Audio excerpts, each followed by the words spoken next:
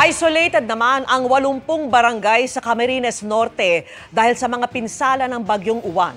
May bahagi pa nito na naprotektahan sana ng seawall pero hindi pa tapos ang konstruksyon nito. At live mula sa Daet, nakatutok si Darlene Kai. Darlene.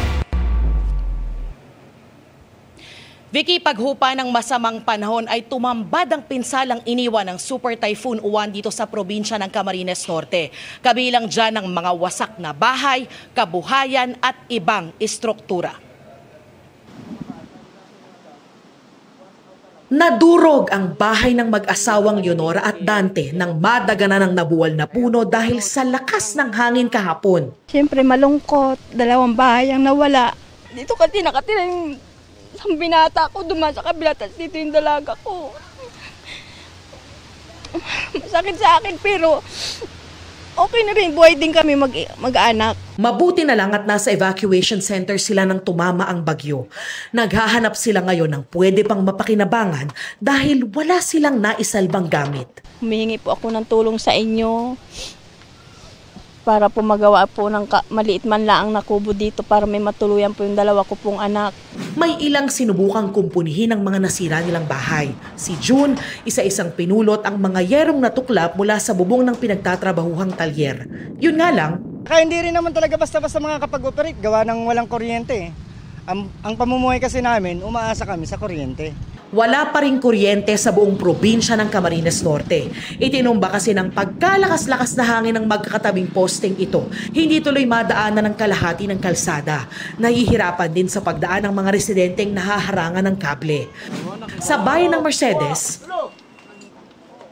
nagbayanihan ang mga taga Purok 1A Barangay 7 sa paghatak ng isang bahay na tumagilid dahil sa malakas na hangin. Mas malala naman ang sinapit ng katabing Purok 1B dahil wala nang natirang mga bahay sa bahaging ito. Kahapon lang, puro bahay dito sa kinatatayuan ko sa Barangay 7 sa bayan ng Mercedes. Pero tulad po ng nakikita nyo, na wash out na yan lahat dahil sa tindi ng hangin at laki ng along dala ng Super Typhoon Uwan. Walang magawa ang mga residente kung hindi suyurin ang tumpok ng mga kawayan at pawid. Si Tatay Arnel, pinira-piraso ang mga kahoy para kahit paano'y mapakinabangan.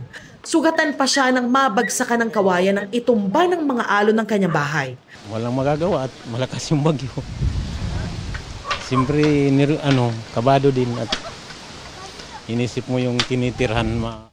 3 poste na lang ang naiwan sa bahay ng tiyuhin ni Jerish Palero. Nalungkot, naluha, siyempre wala din pong matutuluyan. Malaking bagay sana ang seawall. Pero hindi pa tapos ang construction nito. Narito pa ang ilang construction materials sa tinangay din ng malakas na hampas ng alon kahapon. Masakit talaga po. Ito, tuloy ngayon, nakita mo ang mga basura. Sino ang kailangan? Paano kami? Ngayon, ibang mga harong, mga bahay. Nasaan ang mga tulong? Patuloy na sinusubukan ng GMA Integrated News sa hingi ng panig ng DPWH ukol sa proyektong ito. Meron ang initiative din ang Provincial Disaster Risk Reduction Management Council para magkaroon ng inventory din sa mga effort ng mga ganyang structure dito sa lalawigan ng Camarines Norte. Abala ang mga otoridad ngayon sa clearing operations para madaanan ang mga kalsada. Pero bagsak pa rin ang linya ng komunikasyon sa maraming lugar. 80 barangay sa probinsya ang isolated sa ngayon. Tuloy rin ang relief operations ng iba't ibang ahensya ng gobyerno.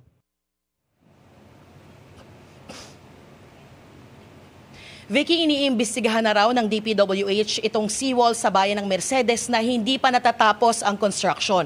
Bukod naman sa problema sa kuryente, communication lines at road blockage ay problema rin ang water supply dito dahil kalahati ng probinsya, Vicky, ang walang tubig ngayon dahil po sinira rin ng bagyo ang water facilities at tinutugunan na yan ng mga otoridad. Yan ang latest mula rito sa Daet, Camarines Norte. Balik sa iyo, Vicky. Maraming salamat sa iyo, Darlene Kai.